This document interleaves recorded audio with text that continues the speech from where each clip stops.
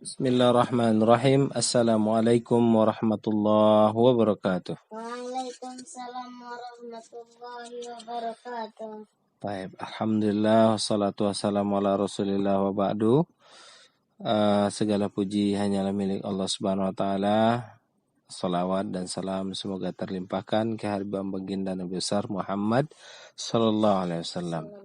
Anak-anak Nabi, malam ini kita akan membaca sebuah kisah seorang sahababiyah, sahabat perempuan yang bernama Ramlah binti Abu Sufyan radhiyallahu anha. Kita dengarkan ya.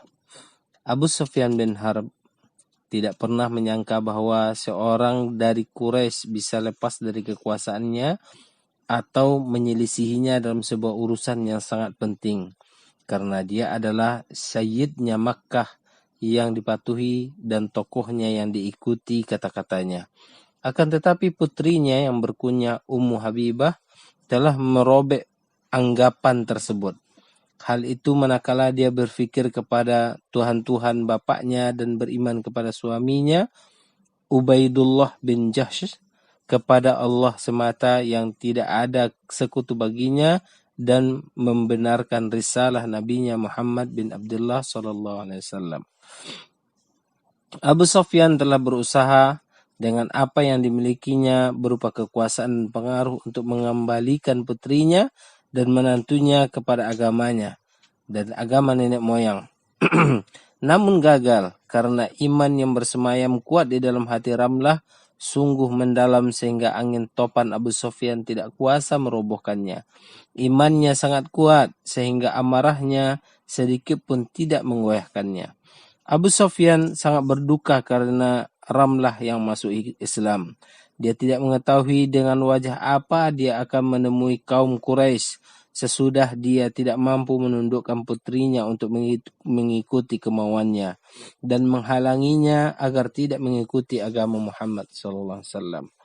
Manakala orang-orang Quraisy mengetahui bahwa Abu Sufyan murka kepada Ramlah dan suaminya, maka mereka berani menimpakan siksaan kepada keduanya, mempersempit ruang hidup mereka berdua, menimpakan kesulitan-kesulitan yang berat kepada mereka berdua sehingga keduanya tidak sanggup hidup di bumi Makkah. Manakala Rasulullah SAW mengizinkan kaum muslimin agar berhijrah ke bumi Habasyah, maka Ramlah binti Abu Sufyan membawa putrinya yang masih kecil Habibah dan suaminya Ubaidullah bin Jahsh berada di barisan depan rombongan orang-orang yang berhijrah kepada Allah demi menyelamatkan agama mereka, berlari menuju perlindungan Najasyi dengan iman mereka. Akan tetapi Abu Sufyan dan para pembesar Quraisy tidak menerima kepergian mereka dari kepergian beberapa orang dari kaum muslimin dari Mekah ke Habasyah. Lalu di sana kaum muslimin itu bisa merasakan nikmatnya bebas dari siksaan kaum Quraisy.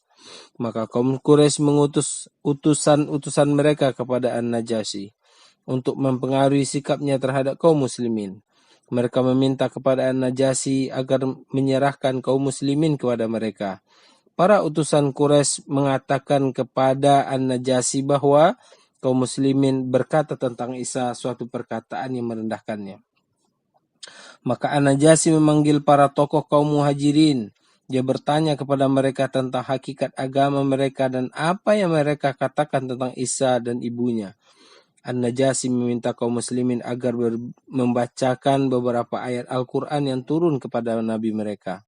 Manakala kaum muslimin mengabarinya tentang hakikat Islam, membacakan beberapa ayat kepadanya, dia menangis hingga air mata membasahi jenggotnya. Dia berkata kepada kaum muslimin, sesungguhnya apa yang turun kepada Nabi kalian ini dan apa yang dibawa oleh Isa putra Maryam adalah keluar dari sumber yang sama. Kemudian dia mengumumkan imannya kepada Allah semata, tidak ada sekutu baginya, dan membenarkannya kepada kenabian Muhammad SAW.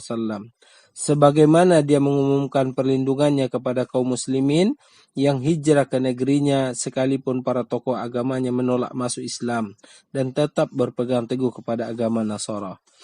Ummu Habibah mengira bahwa hari-hari sesudah itu akan berubah ceria sesudah bermuka masam dalam waktu yang lama, dan bahwa perjalanan yang berat di jalan yang penuh penderitaan telah menyampaikannya ke lembah yang aman, karena dia tidak mengetahui apa yang tersembunyi di balik takdir Allah Subhanahu wa taala.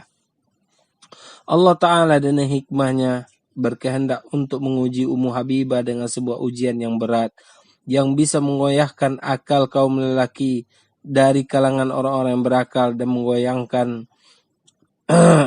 menggoncangkan pemahaman orang-orang yang memiliki pemahaman yang stabil. Allah hendak mengeluarkannya dari ujian besar tersebut dalam keadaan menang dan menduduki puncak keberhasilan. Suatu malam Ummu Habibah beranjak tidur. Dalam tidurnya dia melihat suaminya Ubaidullah bin Jahas terombang-ambing di sebuah lautan yang ombaknya besar, yang diliputi oleh kegelapan-kegelapan. Sebagian di atas sebagian yang lain. Keadaan suaminya sangatlah buruk. Maka dia terjaga dari tidurnya dengan terkejut dan penuh kecemasan. Namun dia tidak ingin menceritakan mimpinya kepada siapapun. Tetapi tidak lama sesudahnya mimpinya terwujud. Karena hari dari malam yang sial itu belum berakhir. Suaminya Ubaidullah bin Jahas telah murtad meninggalkan agamanya dan masuk ke agama Nasara. Selanjutnya Ubaidullah mulai nongkrong di kafe-kafe khamar, menegak Ummul Khaba'is, induk segala kejian minuman keras. Seolah-olah tidak pernah hilang dahaganya dan tidak pernah merasa kenyang. Ubaidullah memberi Ummu Habibah pilihan, ditalak atau ikut agama Nasrani. Tiba-tiba Ummu Habibah berada di antara tiga pilihan. Mengikuti ajakan suaminya yang terus-menerus agar masuk ke dalam agama Nasrani, dengan itu ia murtad dari agamanya dan merengkuh kehidupan dunia sebelum akhirat. Dan dia tidak akan pernah melakukannya sekalipun tubuhnya disisir dengan besi sehingga ia terkelupas dari tulangnya. Atau pulang ke kampung halamannya Makkah, ke rumah bapaknya yang masih menjadi benteng kesyirikan.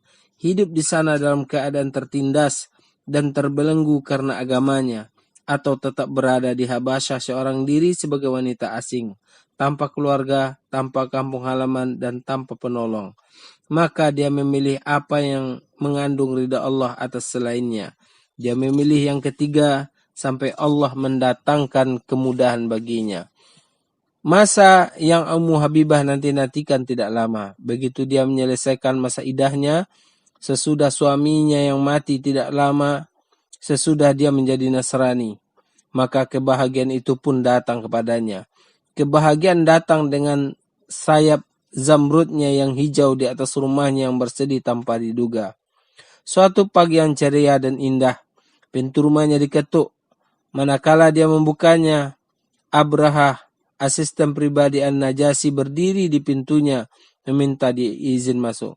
Dia berkata, sesungguhnya paduka raja menyampaikan salam kepadamu dan berkata, sesungguhnya Muhammad Rasulullah SAW melamarmu untuk dirinya. Muhammad menulis surat kepada paduka raja dan mewakilkan baginda agar menikahkannya dengannya. Maka tunjukkanlah wakilmu, siapa yang kamu kehendaki. Ummu Habibah sangat berbahagia. Dia berkata kepada utusan An-Najasyi dengan lirih, Allah memberimu kabar gembira kebaikan. Allah memberimu kabar gembira kebaikan. Ummu Habibah melepas perhiasan yang ada di tubuhnya, melepas sepasang gelangnya dan memberikannya kepada Abraha. Selanjutnya gelang kakinya, anting-antingnya dan cincinnya. Seandainya itu dia miliki harta sepenuh jagat, niscaya dia memberikannya kepada Abraha. Kemudian dia berkata kepadanya, aku mewakilkan urusanku kepada Khalid bin Sa'ad bin Al-As. Dia laki-laki yang paling dekat kepadaku. Di istana An-Najasyi yang berdiri di atas dataran tinggi dengan pepohonannya yang rindang, yang di bawahnya terhampar salah satu kebun Habasyah yang hijau, di sebuah aulanya yang luas, berhiaskan berbagai macam hiasan indah yang disinari cahaya lampu-lampu, tembaga yang bercahaya, yang dihampari oleh karpet yang mewah. Para pemuka sahabat Nabi yang ada di Habasyah berkumpul. Di barisan depan mereka adalah Ja'far bin Abi Thalib, Khalid bin Sa'id bin Al-As, Abdullah bin Huzafah As-Sahmi dan lainnya. Mereka menyaksikan akad nikah Ummu Habibah binti Abu Sufyan dengan Rasulullah SAW. Manakala hadirin sudah datang, An-Najasyi memimpin pertemuan. Dia menyampaikan kalimat, aku memuji Allah yang Maha Suci, memberi rasa aman pemilik kesombongan. Aku bersaksi bahwa tidak ada Tuhan yang berhak disembah kecuali Allah, dan Muhammad adalah hamba dan utusannya. Bahwa Muhammad adalah nabi yang Isa putra Maryam menyampaikan kabar beri gembira tentangnya. Amma ba'du. Sesungguhnya Rasulullah SAW memintaku agar menikahkan beliau dengan Ummu Habibah binti Abu Sufyan. Maka aku memenuhi permintaan beliau. Aku memberinya mahar atas nama beliau sebesar 400 dinar emas. Kemudian dia membeber dinar-dinar di hadapan Khalid bin Sa'id Al-As. Lalu Khalid berdiri dan berkata, segala puji bagi Allah, aku memujinya, memohon pertolongannya dan ampunannya, serta bertaubat kepadanya. Aku bersaksi bahwa Muhammad adalah hamba dan utusannya. Allah mengutus beliau dengan membawa hidayah dan agama yang hak untuk memenangkannya atas seluruh agama, walaupun orang-orang kafir membencinya. Amma ba'du, aku menjawab permintaan Rasulullah dan menikahkan wanita yang menunjukku sebagai wakilnya, Ummu Habibah binti Abu Sufyan. Semoga Allah memberkahi Rasulnya dan istrinya. Selamat untuk Ummu Habibah atas kebaikan yang Allah tetapkan baginya. Kemudian Khalid membawa mahar dan hendak menyerahkan kepada Ummu Habibah. Maka rekan-rekannya juga hendak mengikutinya. Mereka juga hendak meninggalkan majelis. Maka An-Najasyi berkata kepada mereka, duduklah kalian. Karena sunnah para nabi manakala mereka menikah adalah menghidangkan walimah. Maka An-Najasyi menyiapkan hidangan dan hadirin menyantapnya kemudian bubar. Ummu Habibah berkata, manakala aku menerima maharku, aku mengirimkan 50 miskal emas kepada Abraha yang menyampaikan kabar gembira kepadaku. Aku berkata kepadanya, sesungguhnya aku telah memberimu apa yang telah aku berikan kepadamu, manakala kamu menyampaikan berita gembira kepadaku. Padahal saat itu aku tidak memiliki harta selainnya. Tidak lama sesudah itu Abraha datang kepadaku, memulangkan emas yang aku berikan kepadanya. Dia mengeluarkan sebuah kotak berisi perhiasan yang sebelumnya aku berikan kepadanya dan mengembalikannya juga. Dia berkata, sesungguhnya paduka raja melarangku menerima apapun darimu. Beliau yang memerintahkan kepada istrinya agar mengirimkan minyak wangi yang mereka miliki kepadamu. Besok harinya Abraha datang membawa waras, od dan ambar, nama-nama jenis wewangian. Kemudian dia berkata, aku ada keperluan denganmu. Aku bertanya, katakanlah. Dia berkata, aku telah masuk Islam. Aku mengikuti agama Muhammad. Sampaikan salamku kepada Nabi dan katakan kepada beliau bahwa aku beriman kepada Allah dan Rasulnya. Jangan lupa. Kemudian dia menyiapkanku. Kemudian aku dipulangkan kepada Rasulullah SAW. Manakala aku bertemu dengan beliau, aku menyampaikan kepada beliau perkara lamaran. Apa yang aku lakukan kepada Abraha dan menyampaikan titip salamnya. Nabi SAW berbahagia karena kabarnya. Beliau menjawab, baginya salam, rahmat dan keberkahan dari Allah SWT. Masya Allah ya. Subhanallah, kisah yang ajibah. Kisah yang menajibkan dari para sahabat Nabi. Masya Allah. Semoga kita bisa mengambil manfaat iktibar darinya. Kita tutup dengan doa kafaratul majlis. Subhanakallahumma wa bihamdika asyhadu an la ilaha illa anta astaghfiruka wa atubu ilaik. Assalamualaikum warahmatullahi wabarakatuh. Waalaikumsalam warahmatullahi wabarakatuh.